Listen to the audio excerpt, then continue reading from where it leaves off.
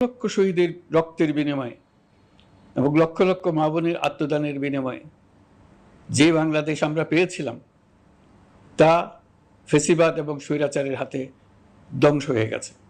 আপনারা দেখেছেন আমাদের প্রতিটি প্রতিষ্ঠানকে তারা কিভাবে শেষ করেছে। দেশের রন্ধ্রে রন্ধ্রে ঢুকে গেছে দুর্নীতি। এমন এক দেশে আমাদের দেশ রূপান্তরিত হয়েছে যেখানে স্বৈরাচারের পিয়নও দুর্নীতির মাধ্যমে 400 কোটি টাকার সম্পদ করার মতো অকল্পনীয় কাজ করে গেছে নির্বিবাদে। শিক্ষা খাতকে পঙ্গু করে দিয়েছে।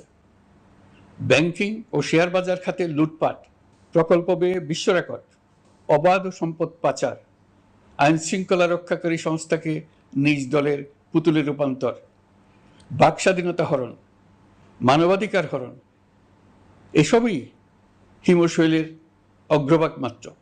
ক্ষমতা কুক্ষিগত করতে ফ্যাসিবাদী সরকার